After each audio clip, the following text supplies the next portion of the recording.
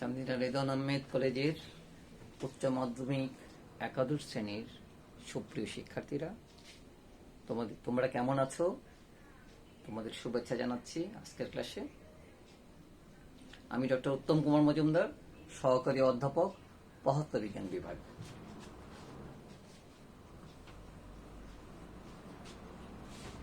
গত ক্লাসে আমরা পদার্থবিজ্ঞান প্রথম পত্রের দ্বিতীয় অধ্যায় ভেক্টরের 1 থেকে 3 শিখন ফল আমরা আলোচনা করেছিলাম, এবং এর মধ্যে ভেক্টর কি, ভেক্টরের বৈশিষ্ট্যগুলা, ধর্ম, পদার্থবিজ্ঞানের বিভিন্ন রাশিগুলার ভেক্টর রূপে প্রকাশ, এবং তারপর বিভিন্ন ভেক্টরের শ্রেণীবিভাগ আমরা করেছিলাম। ভেক্টরের শ্রেণীবিভাগ, বিভিন্ন ভেক্টরের নাম এবং তার বৈশিষ্ট্যগুলো আমরা আলোচনা করেছিলাম। আজকে আমরা ভেক্টরের যোজন নিয়ে আমরা আলোচনা করব।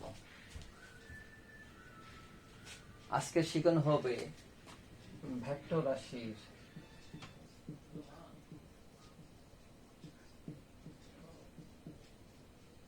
জ্যামিতিক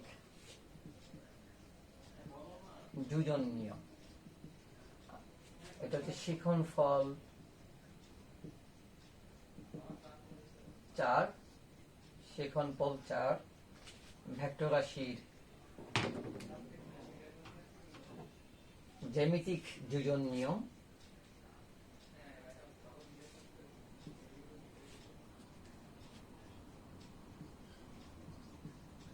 geometrical addition law of vectors আমরা আলোচনা করব। তাহলে আজকের পাঠের বিষয় হচ্ছে ভেক্টর রাশির জ্যামিতিক যোজন নিয়ম। পাঠের বিষয় ভেক্টর রাশির জ্যামিতিক যোজন নিয়ম, geometrical addition law of vectors আমরা আলোচনা করব। এটা ভেক্টরের দ্বিতীয় লেকচার, শিখন ফল 4। যোগ কি আমরা বলেছিলাম? যোগ আমরা দেখেছি যে যোগ মানে অ্যালজেব্রিক যোগ, বিয়োগও কিন্তু এক ধরনের যোগ, গুণও কিন্তু এক ধরনের যোগ। ভেক্টর কেমন যোগ? ভেক্টর যোগটা দেখবো আমরা সাধারণ বৈশিষ্ট্য বলেছিলাম আমরা, যে সাধারণ গাণিতিক নিয়মে করা যায় না, জ্যামিতির সাহায্যে এটাকে করতে হয়। তাহলে ভেক্টর রাশির যোজনের কয়েকটা নিয়ম আছে, আমরা এই সাধারণভাবে লিখে নিই প্রথম, তারপর আমরা সামনের দিকে ব্যাখ্যা করব।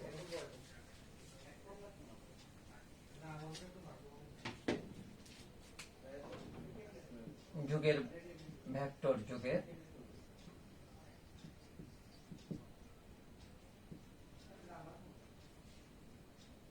ভেক্টর যোগ কয় প্রকার হতে পারে আমরা দেখব।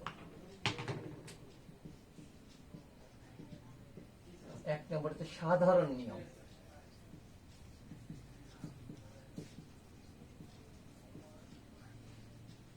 জেনারেল মেথড, সাধারণ নিয়ম।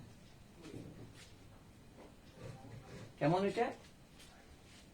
ধরো সমজাতীয় ভেক্টরের যোগের ক্ষেত্রে, ধরো পি সাথে আমি কিউ ভেক্টর যোগ করতে চাই, এবং এটা হচ্ছে পি ভেক্টরের পাদবিন্দু, পি ভেক্টরের শীর্ষবিন্দু। পি ভেক্টরের দুটা ভেক্টর যোগের ক্ষেত্রে প্রথম ভেক্টরের শীর্ষবিন্দুতে দ্বিতীয় ভেক্টর যেটাকে যোগ করব তার পাদবিন্দু স্থাপন করব।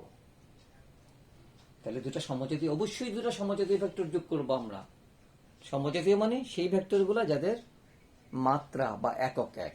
তাহলে ব্যাক ভেক্টরের সাথে অবশ্যই আমরা ব্যাক ভেক্টর যোগ করব। বল ভেক্টরের সাথে বল ভেক্টর, কখনোই ব্যাক ভেক্টরের সাথে বল ভেক্টর যোগ করা যাবে না।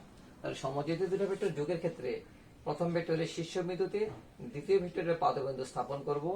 করার পরে প্রথম ভেক্টরের পাদবিন্দু এবং দ্বিতীয় ভেক্টরের শীর্ষবিন্দু যোগ করে যে রেখাটা পাবো, সেই রেখাটা হবে এই দুটা ভেক্টরের যোগফল, বা যোগফল থেকে প্রাপ্ত ভেক্টর বা লব্ধি ভেক্টরের মান, এবং তার দিক হবে প্রথম ভেক্টরের পাদবিন্দু থেকে দ্বিতীয় ভেক্টরের শীর্ষবিন্দুতে। এটাকে বলবো আমরা পি প্লাস কিউ ভেক্টর, বা এটাকে লব্ধি ভেক্টর আর বলবো আর ভেক্টর। এই হচ্ছে ভেক্টর যোগের সাধারণ নিয়ম।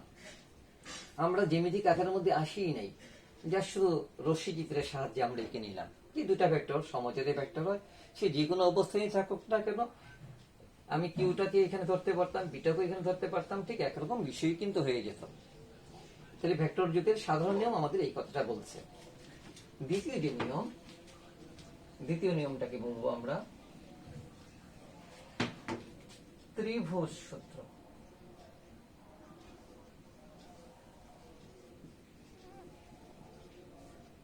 Triangle rule. এটা কেমন? আমরা জানি ত্রিভুজে তিনটা বাহু আছে,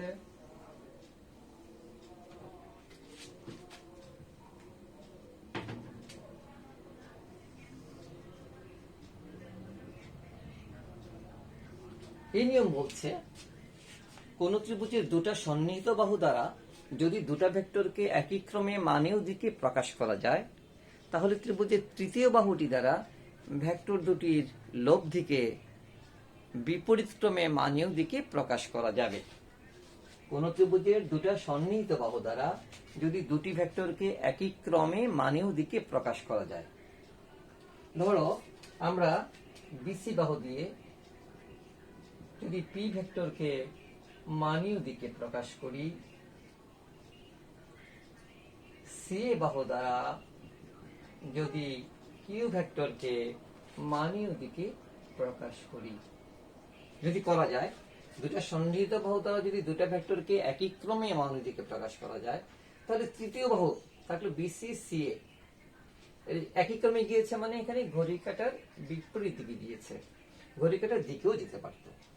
যদি একই ক্রমে দুটা বাহু দিয়ে দুটা সন্নিহিত বা পাশাপাশি বাহু দিয়ে দুটা ভেক্টরকে একই ক্রমে প্রকাশ করা যায়, তাহলে তৃতীয় বাহু, তাহলে বিসিসিএ যদি এক ক্রমে যেত সেটা এবি বাহু হতো। বলো যে তৃতীয় বাহুটি তারা একই ক্রমে নয়, বিপরীত ক্রমে, অর্থাৎ বি বাহু দ্বারা আমরা লব্ধি আর কে প্রকাশ করব, অর্থাৎ বি বাহু হবে লব্ধি আর। আমরা বলবো BC plus CA is equal to হবে বি, কখনোই এ বি নয়। আমি আবারও বলছি, কোন ত্রিভুজের দুটা সন্নিহিত বাহু দ্বারা দুটা ভেক্টরকে যদি একই ক্রমে প্রকাশ করা যায়, তাহলে ত্রিভুজের অবশিষ্ট বাহু ভেক্টর দুটার যোগফলকে বা লব্ধিকে বিপরীত ক্রমে মানে দিকে প্রকাশ করবে। এটা হচ্ছে ভেক্টর যুগের ত্রিভুজ। এখন যদি দুটা ভেক্টর সমজাতীয় দুটা ভেক্টর না হয়ে যদি অনেকগুলো ভেক্টর হয়, সেক্ষেত্রে বারবার এভাবে কিন্তু যোগ করতে হবে, বা সাধারণ নিয়মটা যেটা বলি, সাধারণ নিয়মটা দিয়ে বারবার আমরা যোগের কাজটা করে নেব। দুইটা যোগ করে 3 নম্বরটা পেলাম, 3 নম্বরটার সাথে আরেকটা যোগ করে, এভাবে আমরা বারবার অসংখ্য ভেক্টর যোগ করতে পারি। কিন্তু বিষয়টা হবে একটু কঠিন, কষ্টকর বিষয় হবে।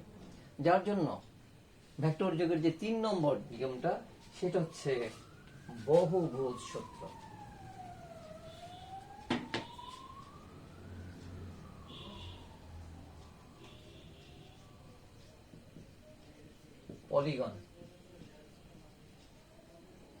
পলিগন মানে বহু বলছি কি চারের অধিক, সাধারণত চারের অধিক বাহু দ্বারা আবদ্ধ ক্ষেত্রকেই আমরা বহুভুজ বলছি। বহুভুজের ক্ষেত্রে কি হবে, আমরা একটা বহুভুজ আঁকছি,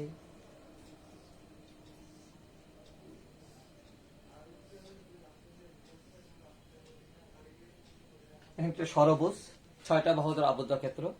এক্ষেত্রে বলা হবে কোন বহুভুজে যদি n সংখ্যক বাহু থাকে এবং n-1 সংখ্যক বাহু দ্বারা যদি n-1 সংখ্যক ভেক্টরকে একই ক্রমে মানেও দিকে প্রকাশ করা যায়, তাহলে বহুভুজের অবশিষ্ট বাহুটি এই ভেক্টরগুলোর লব্ধিকে বা যোগফলকে মানেও দিকে বিপরীত ক্রমে প্রকাশ করবে।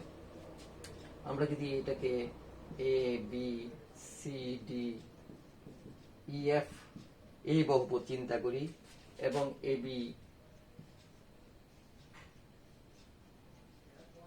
এটাকে আমি পি ভেক্টর দিয়ে প্রকাশ করি, এটাকে কিউ ভেক্টর, সিডি আর ভেক্টর, এস এটাকে টি ভেক্টর দিয়ে প্রকাশ করি, তাহলে বহুভুজে এখানে n মানে হচ্ছে 6, n-1 মানে 6-1 5, মানে 5টা বাহু দিয়ে আমি 5টা ভেক্টরকে একই ক্রমে প্রকাশ করলাম। তাহলে বহুভুজের শেষ বাহুটা মানে 6 নম্বর বাহুটা এই ভেক্টরগুলোর লব্ধি, ধরো ইউকে মানে ওদিকে বিপরীতভাবে প্রকাশ করবে। দেখো আমরা এদিকে যাচ্ছি কিন্তু এইভাবে, লব্ধিটা কিন্তু হচ্ছে তার বিপরীত ক্রমে, অনেকটা ত্রিভুজ সূত্রের মতোই। তাহলে মিল আছে ত্রিভুজ সূত্র এবং বহুভুজ সূত্রের মধ্যে, অনেকটা মিল আছে। তাহলে বহুভুজ সূত্রের আবারও বিবৃতিটা বলছি আমি। কোন বহুভুজ যদি n সংখ্যক বাহু থাকে এবং n-1 সংখ্যক বাহু দ্বারা n-1 সংখ্যক ভেক্টরকে যদি একই ক্রমে মানের দিকে প্রকাশ করা যায়, তাহলে বহুভুজের অবশিষ্ট বা শেষ বাহুটি এই ভেক্টরগুলোর লব্ধিকে মানে দিকে বিপরীত ক্রমে প্রকাশ করবে।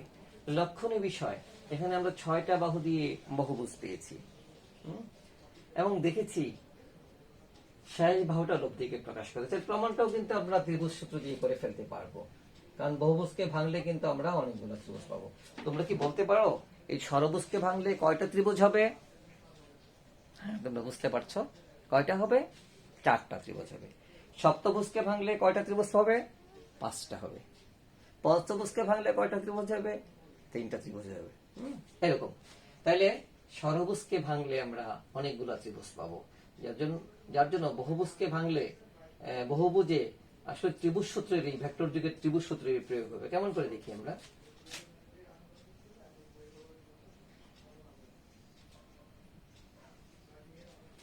দেখো, AB প্লাস BC সমান হয়ে যাবে AC, ত্রিভুজ সূত্র। AC প্লাস CD সমান হয়ে যাবে AD, আবার AD প্লাস D সমান হয়ে যাবে এই AE প্লাস EF সমান হয়ে যাবে AF। আসলে তাহলে কি হলো? এটাই হলো লব্ধি। অর্থাৎ বহুভুজ সূত্র হচ্ছে ত্রিভুজ সূত্রের এই পরিবর্তিত রূপ, মানে এক্সটেন্ডেড ফর্ম। আর ত্রিভুজ সূত্র কি হবে? বহুভুজ সূত্রের সংকুচিত রূপ। দুটাই পাশাপাশি, কমপ্লিমেন্টারি বলবো আমরা, পরিপূরক বলবো একটা আরেকটা। দুটাই ভেক্টর যুগের ক্ষেত্রে আমরা প্রয়োগ করছি। আরো লক্ষণীয় বিষয়, সাধারণ নিয়ম, ত্রিভুজ সূত্র এবং বহুভুজ সূত্র দিয়ে এই পর্যন্ত আমরা যা করেছি, শুধু লব্ধি ভেক্টরটা পেয়েছি, লব্ধি ভেক্টরের মান কিন্তু পাই নাই। আমাদের লব্ধি ভেক্টরের মান পেতে গেলে তাহলে এই 3 নিয়ম দিয়ে কিন্তু আমরা করতে পারবো না। আমাদের কিন্তু 3টা নিয়মই বলেছি, পার্থক্যটাও কিন্তু লক্ষ্য করতে হবে। সাধারণ নিয়মে কখন আমরা আবদ্ধ ক্ষেত্র নেইনি, একদম ওপেনলি আমরা যে কোনো একটা তলের মধ্যে ভেক্টর নিয়েছি, সমজাতীয় ভেক্টর নিয়েছি, তাতে যোগ করে ফেলেছি। এবং এই নিয়মে আমরা বলছি অনেকগুলো ভেক্টরকেও যোগ করতে পারবো, যেমন বহুভুজে করেছি। ত্রিভুজ সূত্রে ত্রিভুজ দুটো সন্নিহিত বাহু লেগেছে, তারপর একই ক্রমে ভেক্টরগুলোকে মানে দিকে প্রকাশ করা গিয়েছে, তারপর আমরা লব্ধিটাকে পেয়েছি। বহুভুজে ঠিক ত্রিভুজ সূত্রের মতোই আমরা দিয়েছি, এখানে বহুভুজ অনেকগুলা একিয়ে নিয়ে শেষ বাহুটা লব্ধিকে প্রকাশ করেছে। কিন্তু আমরা বলবো 3 ক্ষেত্রে কিন্তু লব্ধি ভেক্টরটা পেয়েছি, লব্ধি ভেক্টরের মানটাকে আমরা পাই নাই। মান পেতে গেলে আমাদের যে পরবর্তী যে কৌশলটা আসতে হবে, যেটা আমরা ভেক্টরের ক্ষেত্রে খুব প্রয়োগ করব, বিভিন্ন গাণিতিক সমস্যায় এই নিয়মটা প্রয়োগ করব। এই যে 4 নম্বর নিয়ম, তাকে বলবো আমরা সামান্তরিক সূত্র। তাই ভেক্টর যুগের চতুর্থ নিয়ম সামান্তরিক সূত্র বলে ফেলি একসাথে। আরেকটা নিয়ম আছে, এটা হচ্ছে উপাংশের সূত্র। উপাংশের সাহায্য করা যায়, দুটা ভেক্টর যোগ করলে যে লব্ধি পাই, ঠিক তেমনি একটা ভেক্টরকে কিন্তু একাধিক ভেক্টরে ভাগ করা যায়। এই পদ্ধতিটাকে বলে ভেক্টর বিভাজন, এবং বিভক্তিত অংশগুলোকে মূল ভেক্টর উপাংশ বলবো। উপাংশের সাহায্যে কিন্তু ভেক্টর যোগ করা যায়। আজকে আমরা ঠিক ওদিকে যাচ্ছি না, সামান্তরিক সূত্র পর্যন্তই যাচ্ছি। প্যারালেলো আমল সামান্তরিক, 4টা বাহু, 4টা কোণ, বিপরীত বাহুগুলো পরস্পরের সমান সমতল, এগুলো জানি। সামান্তরিক সূত্র আসলে আমাদের কি বলে? ত্রিভুজ সূত্র শর্ত ছিল দুটা সন্নিহিত বাহু দিয়ে দুটা ভেক্টরকে প্রকাশ। বহুভুজ সূত্র কতটা বহুভুজে কতটা বাহু আছে চিন্তা করে নেবো, এর মধ্যে একটা বাহু বাদ রাখবো, অন্য বাহুগুলো দিয়ে একই ক্রমে ভেক্টরকে প্রকাশ করেছি। সামান্তরিক সূত্র কিন্তু শর্ত দিচ্ছে, কি বলছে? যদি কোনো বিন্দুতে রাখা কণার উপর একই সময়ে একই জাতীয় দুটা ভেক্টর এসে কাজ করে এবং তাদেরকে সামান্তরিকের দুটা সন্নিহিত বাহু দ্বারা যদি মানে দিকে প্রকাশ করা যায়, তাহলে ওই বিন্দুগামী সামান্তরিকের যে কর্ণ, তাই ভেক্টর দুটার লব্ধিকে প্রকাশ করবে। তাহলে এখানে বিষয় কি? সামান্তরিক সূত্র, একটা বিন্দু থাকছে, বিন্দুতে কণা থাকছে, কণার উপর সমজাতীয় দুটি ভেক্টর কাজ করছে, ভেক্টর কাজ করছে, কাজ করার পরে এবং এদেরকে যদি সামান্তরিকের দুটো সন্নিহিত বাহু দ্বারা প্রকাশ করা যায়,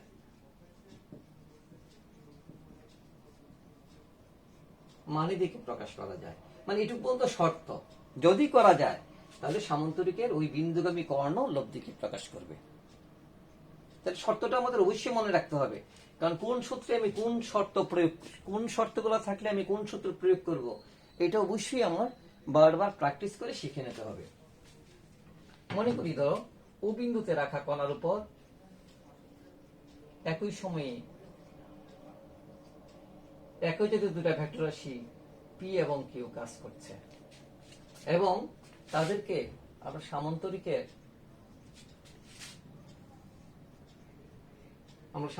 এঁকে ফেললাম। তাহলে ও বিন্দুতে রাখা কণার উপর একই সময় একই জাতীয় দুটা ভেক্টর পি এবং কিউ কাজ করছে, এবং পি কে আমরা ওই বাহু দ্বারা প্রকাশ করেছি, কিউ কে আমরা ওসি বাহু দ্বারা প্রকাশ করেছি। এবার আমরা ওই বিসি সামান্তরিকটা অঙ্কন করলাম।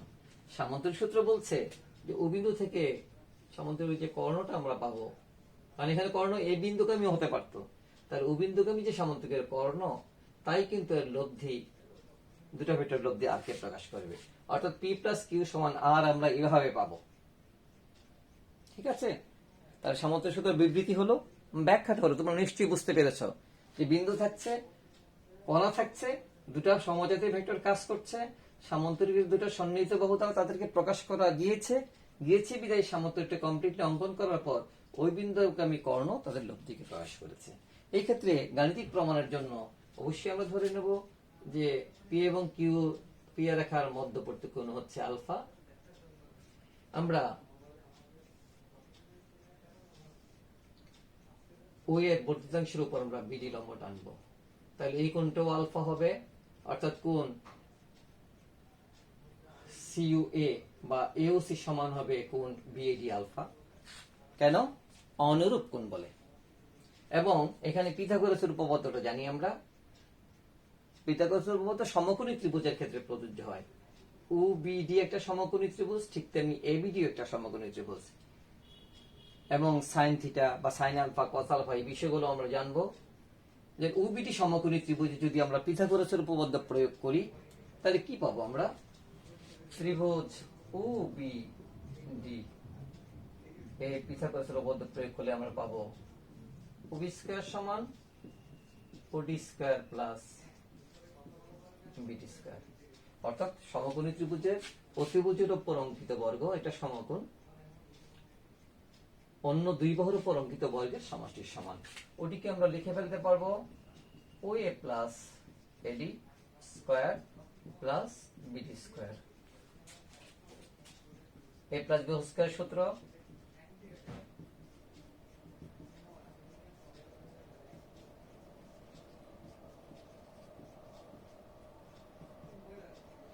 এডি স্কয়ার প্লাস বিডি স্কয়ার, এডি স্কয়ার প্লাস বিডি স্কয়ার এই ত্রিভুজের ক্ষেত্রে আবার হয়ে যাচ্ছে এবি স্কয়ার, তাহলে ও স্কয়ার প্লাস 2ওএ প্লাস এটা হয়ে যাচ্ছে এবি স্কয়ার। আর এই ত্রিভুজের ক্ষেত্রে দেখো এটা লম্ব, আমরা এডি বাই এবি এবং বিডি বাই এবি কথা আমরা বলতে পারি। এডি বাই এবি মানে ভূমি বাই অতিভুজ, এটাকে বলবো আমরা কোসাইন আলফা, ঠিক তেমনি বিডি লম্ব বাই অতিভুজ, এটাকে বলবো আমরা সাইন আলফা। অর্থাৎ এডি সমান হচ্ছে এবি কস আলফা এবং বিডি সমান হচ্ছে এবি সাইন আলফা। এই মান যদি আমরা এখানে বসিয়ে দিই, এডি সমান হচ্ছে এবি কোসাইন আলফা।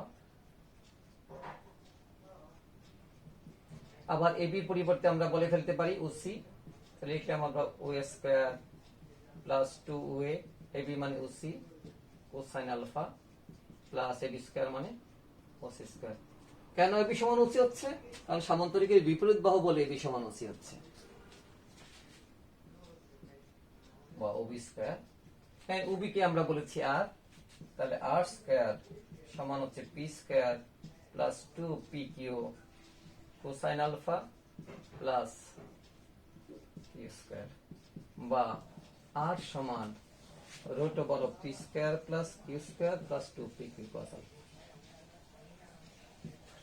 অর্থাৎ সামান্তরিক সূত্র প্রয়োগ করে দুটো ভেক্টর থেকে লব্ধি ভেক্টরের মান আর পেতে পারি, রেজাল্টেন্ট ভেক্টর আমরা আর এর মান পেতে পারি। ঠিক এইভাবে কিভাবে, যদি দুটো ভেক্টরের মান দেয়া জানি আমরা এবং তাদের মধ্যবর্তী কোণের মান জানি, অন্তর্ভুক্ত কোণের মান জানি, তাহলে সামান্তরিক সূত্র প্রয়োগ করে আমরা লব্ধির মান ইজিলি পেয়ে যেতে পারি। ভেক্টরের শুধু মান থাকে না, ভেক্টরের দিকও কিন্তু থাকে। সামান্তরিক সূত্র থেকে আমরা লব্ধি ভেক্টরের দিকও পেতে পারি। আমরা একটু দেখে নিই।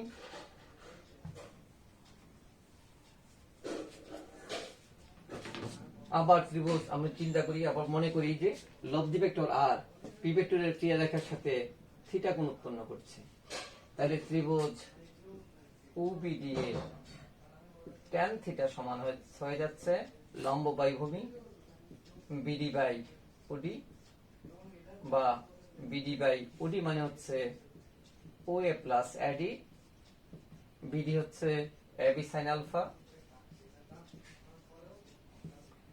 আর OA প্লাস AD হচ্ছে AB cos আলফা, বা AB মানে হচ্ছে OC sin alpha, OA plus OC cosine alpha, OC মানে হচ্ছে Q sin alpha divided by P plus Q cosine alpha. tan theta সমান আমরা পেয়ে যাচ্ছি এটা থিটা। সুতরাং থিটা কি হবে? tan inverse Q sin alpha divided by P plus Q cos alpha. তাহলে সামান্তরিক সূত্রের মধ্যে কি একদম পরিমাপিত ফলটা আমাদের দিল। একদম মেজারমেন্ট যেটা করলাম আমরা একদম সুন্দরভাবে আমরা করতে পারলাম, যে দুটো ভেক্টর যদি দেয়া থাকে তাদের লব্ধির মান আমরা পেয়ে গেলাম, লব্ধির দিক পি ভেক্টরের সাথে কত হলো আমরা পেয়ে গেলাম। ইচ্ছা করলে আমরা কিউ ভেক্টরের সাথেও লব্ধির দিকটা পেতে পারতাম। তাহলে সামান্তরিক সূত্র আমাদেরকে ঠিক এই সুযোগটা দিল। এবং এখান থেকে আমরা দেখতে পারবো লব্ধির মানটা কখন সর্বোচ্চ হয়, কখন সর্বনিম্ন হয়, সর্বোচ্চ মানেই বা কত, সর্বনিম্ন মানেই বা কত, ইত্যাদি ইত্যাদি বিভিন্ন বিষয়গুলো। আমরা একটা উদাহরণ করে নিলে বিষয়টা ক্লিয়ার হয়ে যায়। তাহলে সামান্তরিক সূত্র বাকি তিনটা যোগের যে নিয়ম আছে, সূত্র আছে, তার থেকে একটু ব্যতিক্রমী ফল আমাদেরকে দিল। হ্যাঁ, একটা অঙ্ক করি আমরা।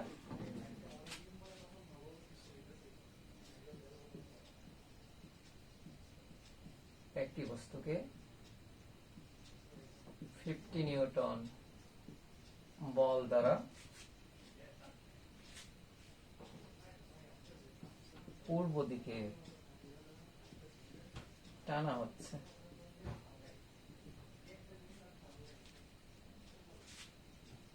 টোয়েন্টি নিউটন মানে অপর একটি বল দ্বারা তাকে পূর্ব দিকের সাথে 60 ডিগ্রি কোণে উত্তর দিকে টানা হচ্ছে।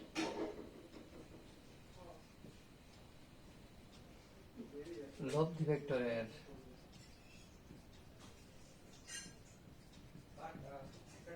মান ও দিক বের করো। একদম সহজ একটা গাণিতিক সমস্যা। এক্ষেত্রে আমরা কি দেখেছি, একটা ভেক্টরের মান P সমান হচ্ছে 50 নিউটন, অপর একটি ভেক্টর কিউর মান হচ্ছে 20 নিউটন, আলফা 60 ডিগ্রি, লব্ধি r is equal to what. আর ভেক্টর যদি পি ভেক্টরের সাথে থিটা গুণ উৎপন্ন করে theta is equal to what. আমরা জানি r সমান root over of P square plus Q square plus 2pq cosine alpha.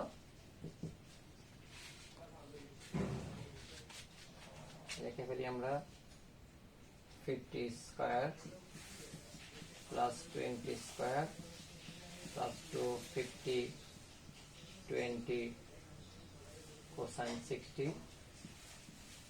আমরা ইউনিটটা একদম পাশে দিয়ে দিই। পেয়ে যাবো এটার মান 62.45।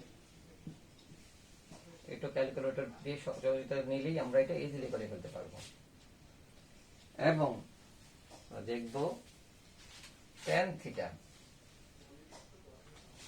আমরা দেখবো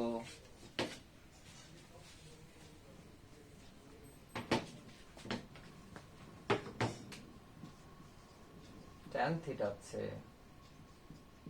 q sin alpha divided by p plus q cos alpha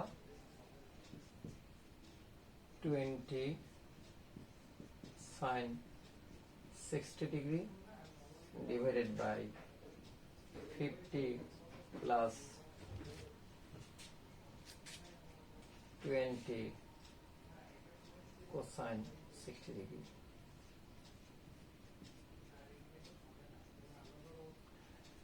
আমরা জানি sin 60 এর মান হচ্ছে √3/2, cos 60 হাফ। এগুলো মানগুলো যদি আমরা বসাই, থিটার মান হবে tan ইনভার্স